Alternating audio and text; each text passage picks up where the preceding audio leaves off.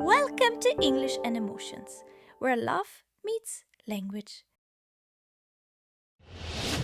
Okay, let's unpack this. We're diving into something incredibly common in our digital age, but still so perplexing: the art of the sudden disappearance. You know, that unsettling silence when you're connecting with someone, maybe on a dating app, and then, well, poof, they're just gone. No explanation, no goodbye. Just this void where communication used to be. It leaves you with that particular sting of the unexplained, doesn't it? That Yeah. feeling of being left hanging, like your connection just evaporated into thin air. It's fascinating, really, how this specific phenomenon, which, we now universally call ghosting, isn't just a behavior that impacts our emotional landscape. It's more than that. It has also kind of spawned its own emerging vocabulary. So this deep dive will give us a really good look at how language can help us not only define but also navigate these, well, often really difficult emotional terrains. We're drawing on some truly insightful source material here, specifically a resource titled Ghosting and Healing, English Through Emotion, which gives us a unique and I think powerful lens for understanding this modern dilemma. Absolutely. And this source material,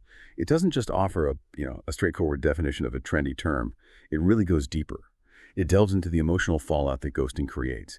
And maybe most importantly, explores the very specific language that helps us articulate that often painful experience.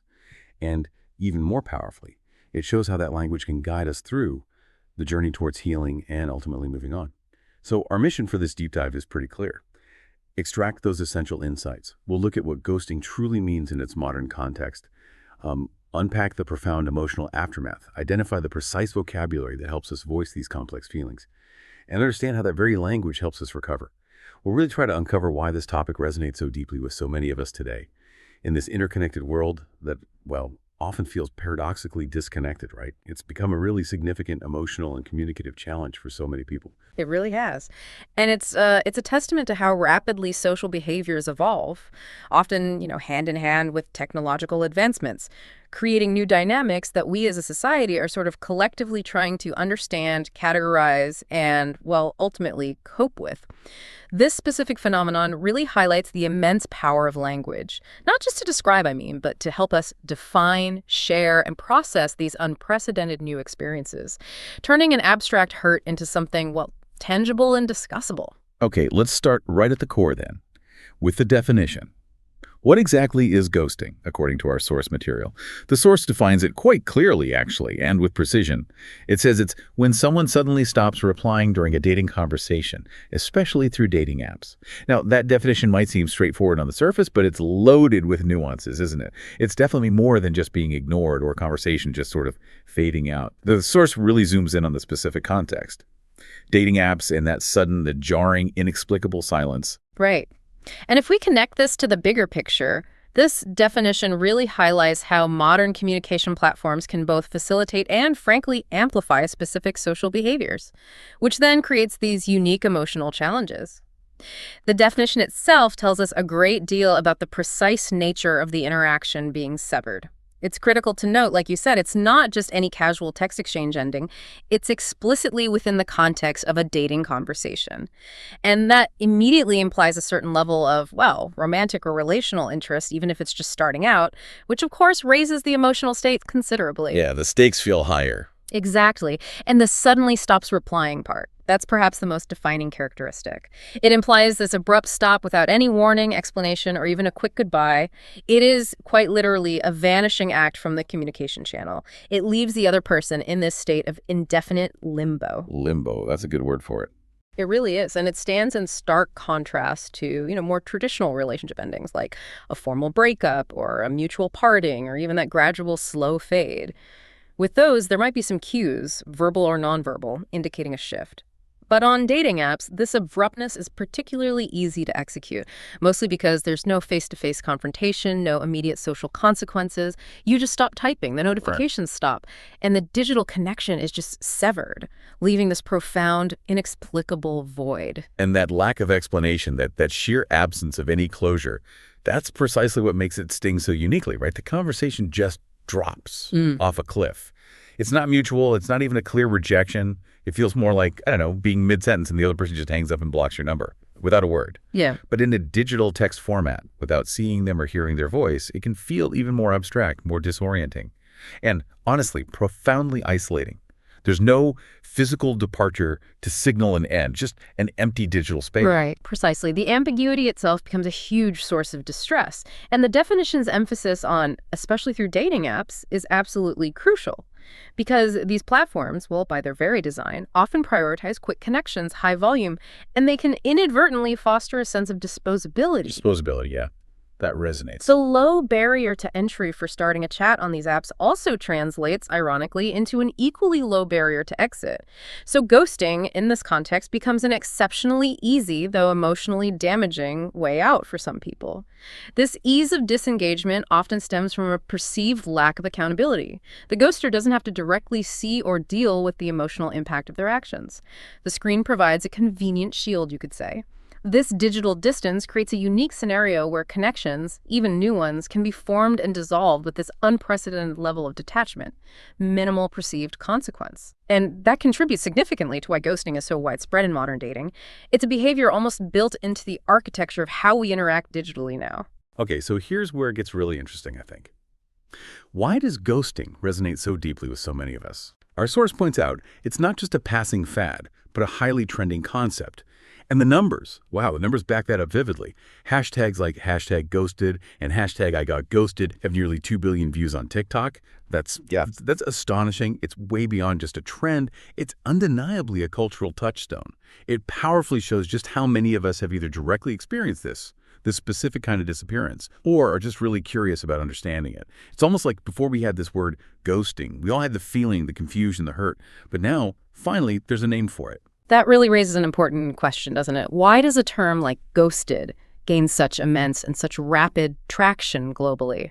It's often because it articulates, with such striking precision, an experience that was felt acutely by so many people, but maybe wasn't clearly or universally named before.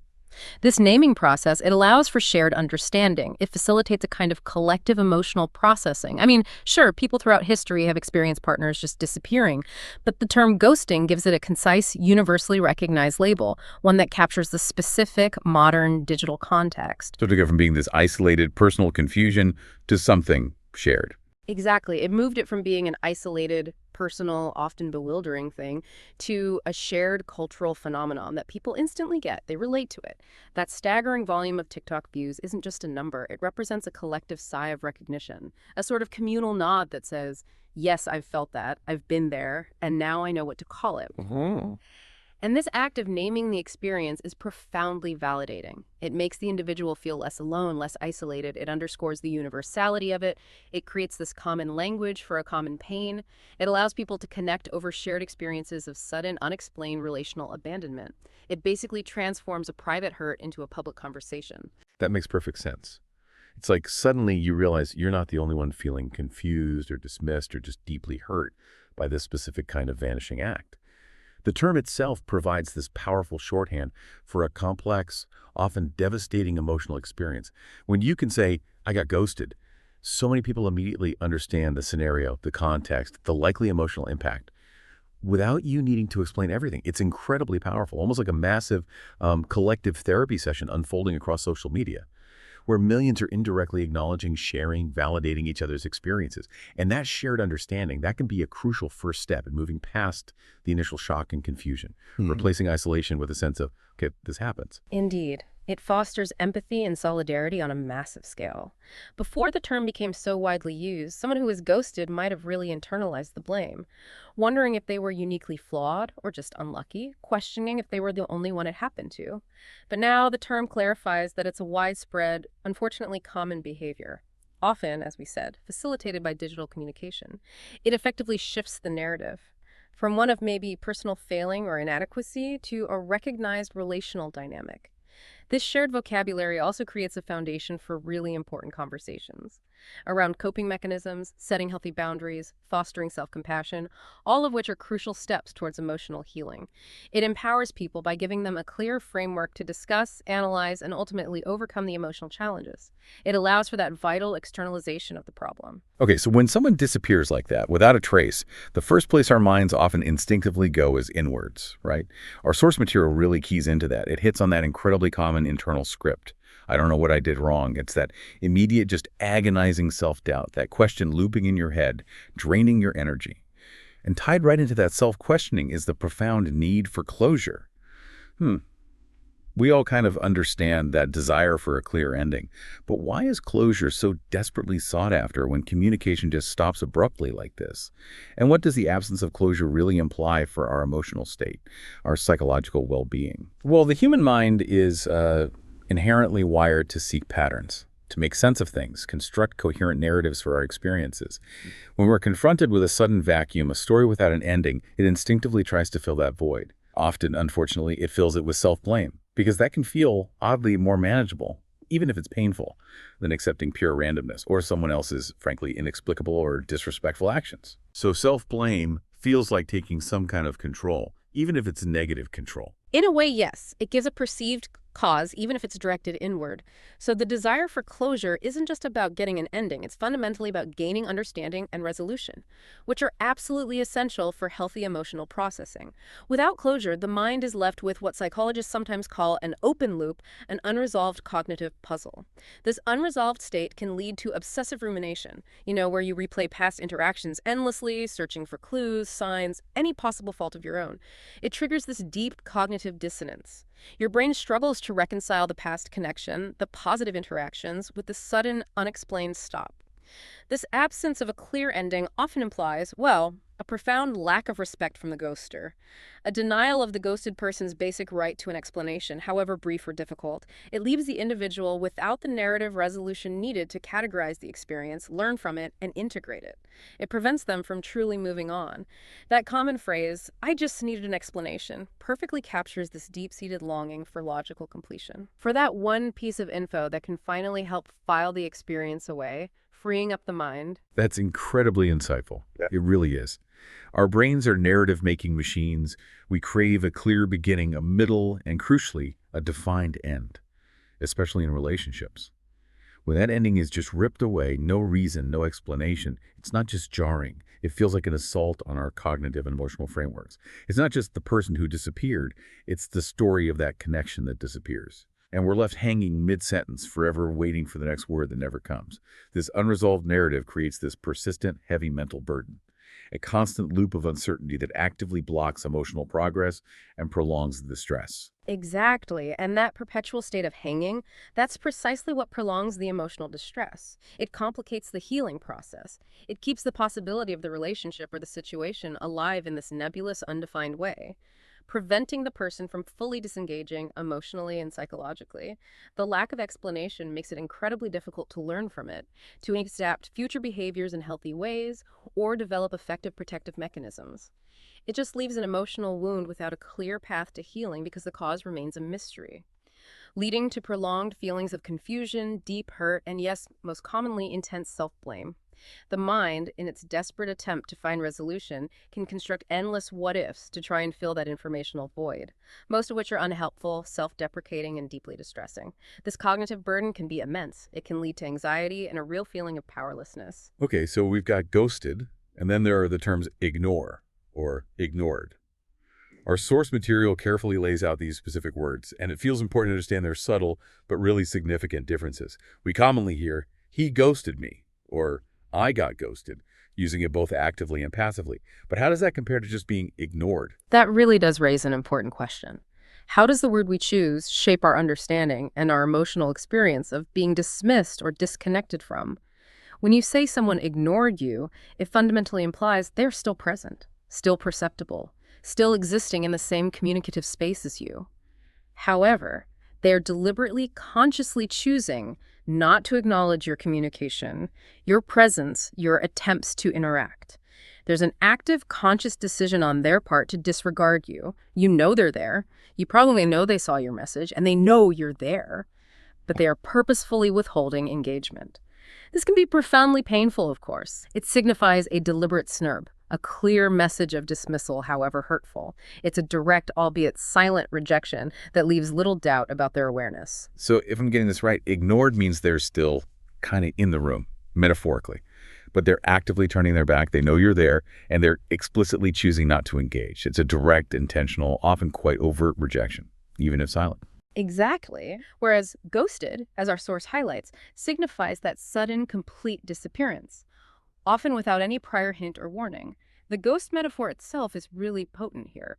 The person isn't just ignoring you, they have seemingly vanished, ceased to exist in that communicative space altogether. There's no longer a presence to ignore because they're simply gone. It creates a complete void. This makes it far more disorienting, more psychologically unsettling, because it denies the very existence of the interaction, not just a response within it. It's about not just being overlooked or dismissed, but being fundamentally rendered invisible, as if the connection never truly existed or was so utterly inconsequential it could just be silently erased without a thought. The absence itself becomes the chilling message, and it's a message totally devoid of content or explanation, leaving you grasping at thin air. This emotional weight is immense. It's the difference between, say, a slight and a complete erasure. Wow, that's a truly crucial distinction, and a powerful one. Ignored is a direct slight. Ghosted implies this utter erasure of the connection, and often of your presence in their mind. The emotional weight is huge. And this brings us back to the power of language itself, doesn't it? The simple act of naming the experience, being able to say, I got ghosted, transforms that nebulous, confusing hurt into something tangible, something with a shape. It gives a voice to the frustration, the sadness, the deep confusion, the questions that won't stop. It moves it from something that just happened to you, something maybe you couldn't properly describe, to something that now has a recognized name, making it shareable, discussable. That very act of naming feels incredibly powerful for psychological processing, for emotional validation. And that act of sharing is vital. It's an essential part of processing such a difficult experience. When you can name something, when you have a specific term for it, you can start to articulate it more clearly. When you can talk about it, you can begin to truly understand its contours, its implications. And when you understand it, you can start to detach from that suffocating grip of self-blame. It's the critical first step in creating a coherent, understandable narrative for yourself, even if the other person completely failed to provide one. It allows you to shift from passive suffering to active articulation, and ultimately to regaining a sense of agency over your own emotional landscape. This transition from just confusion to a newfound clarity, even if it's simply in naming it, represents a significant, empowering step in the healing journey. It helps people externalize the problem, to see it as a specific type of relational behavior rather than, an indictment of their personal worth or some failing on their part. It normalizes the painful experience. Okay, this feels like where the emotional tide really starts to turn. A critical part of the healing process that our source highlights. The material underscores this pivotal shift in perspective, moving from that agonizing internal question, what did I do wrong, to embracing the, far more compassionate and liberating realization that it's not about me, it's about them. That feels like a huge fundamental mental shift, doesn't it? And tied closely to that is the profound acknowledgement that sometimes people leave without reason, which is a challenging acceptance of the inherent lack of logic or explanation in some human behaviors. It really does raise an important question. How difficult, on a deep psychological level, is it to genuinely internalize those phrases, to shift perspective so fundamentally? It often requires a conscious, really persistent effort to challenge our natural, almost instinctual tendency towards self-blame. Our brains are wired to find causes, right? And in the absence of external information, the easiest culprit for something going wrong often feels like ourselves. Yeah. So accepting that not every action has a discernible, rational cause, especially from someone else's opaque perspective, is a significant hurdle. When someone ghosts you, the mind instinctively seeks causality. And the most immediate, though often unfair, explanation is self-culpability. It's the default setting almost. It can feel like it. So shifting to "it's not about me, it's about them" is a powerful act of what we call cognitive reframing. This cognitive reframing is essentially a deliberate, conscious process, challenging your initial, often negative or self-blaming thoughts, and choosing a new, more empowering, more realistic interpretation of events. It means understanding and internalizing that the ghoster's actions likely stem from their own internal issues, maybe a fear of confrontation, emotional immaturity, poor communication skills, or just their own complex, often hidden emotional landscape. Rather than being any reflection of your inherent worth, your attractiveness, or any specific flaw on your part, this redirection of focus is absolutely crucial. It helps break that destructive cycle of self-criticism, paves the way for genuine self-compassion. It sounds like it's about letting go of that need to control or even fully understand someone else's motivations, especially when they've chosen to just disappear. That can feel incredibly liberating, I imagine, but it's also remarkably counterintuitive to how we usually approach relationships. We want to understand, we want to fix, and when neither is possible, it leaves us feeling profoundly powerless. This mental shift, then, it's about actively reclaiming that power for ourselves, asserting personal agency in a situation where agency feels completely stripped away. Exactly. And the phrase, sometimes people leave without reason, takes that concept a critical step further. It challenges one of our most fundamental human needs, the need for explicit closure, for logical explanation. It forces us to embrace ambiguity. It acknowledges the difficult truth that not everything in life, especially in the complex world of relationships, operates on a perfectly logical, explainable, or even fair framework. This can be a tough pill to swallow because, as we discussed, we are deeply wired to seek explanations and predictability. But accepting this reality that some departures have no discernible, rational cause from our viewpoint allows for a profound release from that endless, exhausting cycle of why. It enables the individual to reclaim their emotional energy and focus inward on their own healing rather than obsessing endlessly over the other person's inexplicable actions. It's about letting go of expecting a perfect, tidy ending and instead accepting the sometimes messy, unpredictable, and frankly unfair nature of human behavior, even when it's deeply painful. This acceptance significantly reduces the emotional drain of constant questioning. It allows emotional resources to be redirected towards self-care.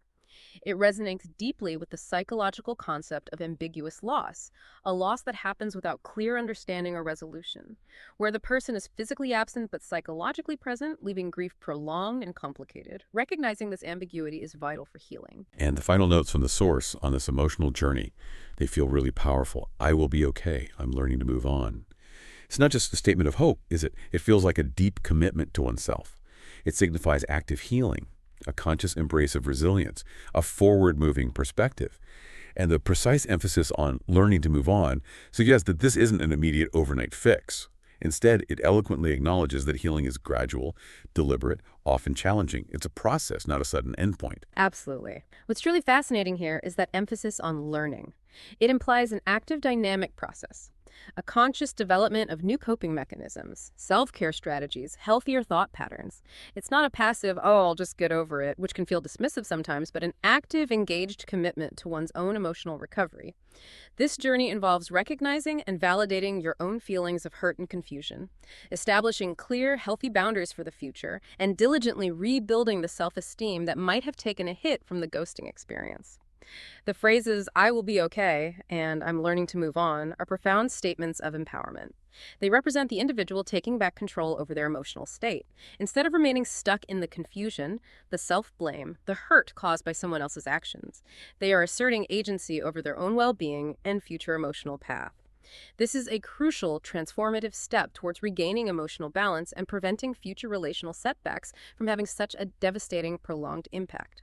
It's a powerful declaration of self-care and profound self-respect. So basically, it's about shifting from being a bewildered victim of the ghosting to becoming the deliberate architect of your own recovery. It's about accepting the sometimes harsh reality and consciously choosing to prioritize your own healing and well-being, rather than waiting indefinitely for an explanation that, let's face it, might never actually come. It's truly a testament to personal strength, to resilience, and it fundamentally reframes the experience, not as a damaging permanent scar, but as a challenging yet ultimately growth-inducing learning opportunity. And this highlights the iterative, ongoing nature of emotional healing. It's rarely a single aha moment of absolute acceptance. It's more often a continuous process of learning, adapting, and consciously reinforcing these new, healthier perspectives. Each time you reiterate these phrases to yourself or engage with materials that reinforce them, you are actively strengthening those neural pathways in your brain, effectively building emotional resilience and solidifying your commitment to self-compassion. This consistent, deliberate process of self-affirmation is what ultimately leads to genuine, robust, lasting emotional recovery, allowing you to move forward with greater emotional fortitude, wisdom, and a clearer sense of self-worth. Now, this is where the source material, I think, truly shines. It showcases its unique and frankly brilliant purpose. It isn't just about academically defining ghosting. It's ingeniously designed to use this very real, very human, often very painful experience as a springboard for practical language learning. Our source explicitly states its aim: to teach beginner intermediate English learners real-life vocabulary and phrases used in emotional conversations, while at the same time seeking to emotionally resonate with the listener through a calm, soft narration. It's an extraordinarily clever way to merge the challenging journey of emotional recovery with the practical goal of language acquisition.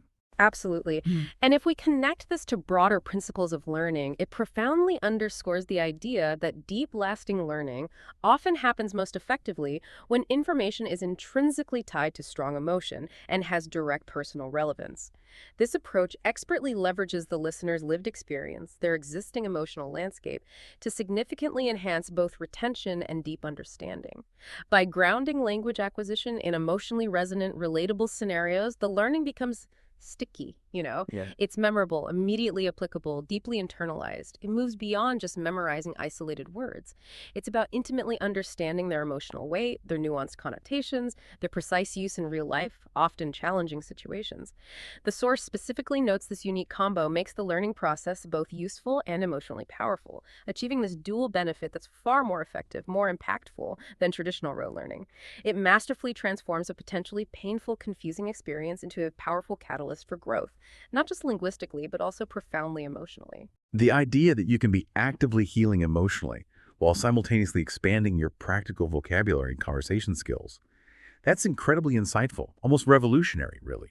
It's genuinely like therapeutic education, where understanding your feelings becomes a pathway to understanding language, and vice versa.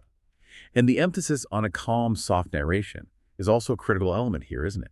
It seems specifically designed to make a potentially difficult, sensitive topic more approachable, to make the whole learning environment less stressful, which is paramount when dealing with sensitive emotional content like this. Exactly. The very tone and the deliberate pacing of delivery within the original source material are meticulously designed to facilitate both emotional processing and linguistic comprehension simultaneously. A calm, supportive, unhurried voice naturally reduces anxiety and stress in the listener, making them far more receptive to both the core emotional message and the new language input. This deliberate pace and soothing tone create an optimal physiological and psychological environment for internalizing complex ideas and new vocabulary. Because the mind isn't preoccupied with distress or defensiveness. It's open, prepared to absorb new information in a reassuring, safe context. It's a carefully crafted approach that optimizes both psychological comfort and sustained cognitive engagement, demonstrating a deep understanding of how humans truly learn and heal. And to really cement that learning, the source leans heavily on repetition and rephrasing of key expressions. How does that specific teaching technique help both vocabulary retention and, crucially, the internalization of these complex emotional concepts? It's more than just memorizing a phrase, isn't it? Oh, absolutely. Repetition and rephrasing are foundational pillars of effective language acquisition, drawing on basic principles of cognitive psychology. By encountering key expressions multiple times, but crucially in slightly varied contexts and rephrased forms, learners solidify their understanding. They significantly enhance their recallability. This deliberate, spaced practice helps to deeply embed the vocabulary and the underlying sentence structures into long-term memory, making them readily accessible for real-time conversation. And for emotional concepts, this kind of repetition is even more profound. It helps to internalize the new, healthier perspectives, like, it's not about me, it's about them, or I will be okay. These ideas transition from being just intellectual concepts you understand to becoming ingrained, habitual self-talk, effectively reshaping your internal narrative and emotional responses. This consistent reinforcement helps build new, more adaptive cognitive habits and emotional competencies, facilitating a genuine shift in perspective, not just superficial knowledge. It's really about creating new mental pathways. Okay, and finally, the source emphasizes emotional storytelling to boost retention and relatability. This feels like a really powerful technique. How does embedding vocabulary and phrases within a narrative, a story, help listeners connect on a deeper level and remember these specific phrases in context, making them truly usable? Well, emotional storytelling provides a natural, immersive, and incredibly memorable context for language. The human brain is inherently wired for stories. They're our primary way of making sense of the world, processing our own experiences, empathizing with others. When vocabulary and phrases are embedded within a relatable, compelling narrative like the deeply personal story of being ghosted, they become far easier to remember, and more importantly, easier to apply authentically in your own life. The powerful emotional connection created by the story makes abstract linguistic concepts tangible, personal, relevant. leading to much higher retention than, say, isolated vocabulary lists could ever achieve. It allows learners to not just know the definition of a word, but to deeply feel its meaning and viscerally understand its appropriate use in a complex, real-life emotional situation. This is precisely where the emotional healing and the language education truly intertwine, making the learning process not just effective, but genuinely transformative. This integrated approach really raises an important question for all of us. How can we thoughtfully apply these profound principles to other complex emotional topics? Beyond just ghosting, the potential for this kind of integrated empathetic learning is vast and incredibly exciting, I think. And that, I think, brings us perfectly full circle. Back to why this particular topic, ghosting, is truly ideal for this kind of emotional learning approach. The source keenly observes that many learners already know the word, but don't understand the emotional depth or how to use it in context. End quote.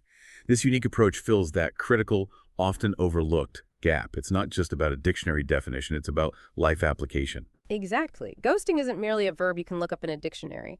It's a pervasive social phenomenon with profound psychological, emotional, and communicative ramifications. By focusing intensely on it, the source moves decisively beyond superficial linguistic understanding to foster deep, nuanced comprehension. It addresses the practical, urgent need for conversational English in a highly relevant, modern context that resonates with real-world experiences. The fact that ghosting is such a highly trending concept, nearly 2 billion TikTok views, ensures that it inherently captures widespread attention. It generates significant personal investment from you, the listener. This guarantees a high level of engagement and a genuine intrinsic desire to understand, which are arguably the most powerful motivators for any kind of learning. It's about bridging that crucial gap between simply knowing a word and truly understanding its intricate place in the complex tapestry of human emotion and communication, thereby empowering learners to navigate these challenging real-life situations with greater confidence, resilience, and profound emotional intelligence. It transforms a common pain into a collective growth opportunity. #tag outro. Wow. We've taken a truly deep dive into ghosting today, uncovering not just its precise definition, that sudden, unexplained disappearance in dating conversations, especially online, but also exploring the profound, often bewildering emotional landscape it creates. We charted the immediate impact, that pervasive self-doubt, the desperate yearning for closure, and how language, with its specific vocabulary, provides the exact tools to articulate these complex, often unspoken feelings. Then we explore that powerful transformative shift toward self-compassion, moving from "what did I do wrong?"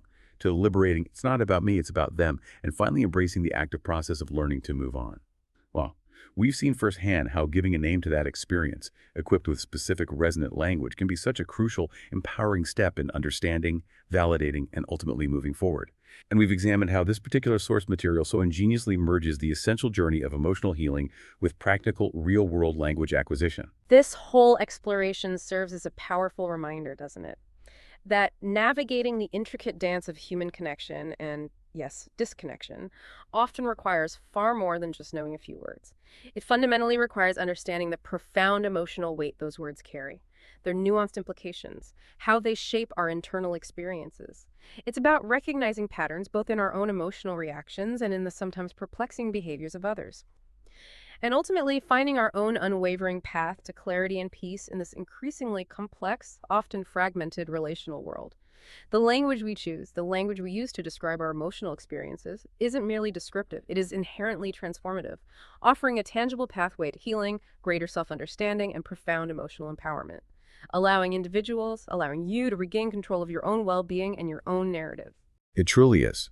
A remarkable human ability to give form and voice to what feels like an absence, a gaping void. That can be incredibly empowering. It takes something intangible, confusing, painful, and makes it something we can actively discuss, constructively process, and ultimately genuinely transcend. It's about turning deep confusion into profound comprehension and turning raw hurt into resilient healing. Indeed. So consider this as you reflect. How our ability to articulate absence, to articulate that emotional void, might paradoxically be our most powerful tool for asserting our own presence and finding profound self-worth in a world of increasingly fragmented, sometimes ephemeral connections. When we can name the pain of being ghosted, we're not just acknowledging a past hurt. We are actively reclaiming our narrative, asserting our psychological boundaries, and affirming our inherent right to a clear ending. Even if we have to consciously write that ending ourselves, using the very language that helps us define, process, and ultimately transcend the experience, it's a powerful act of self-authorship.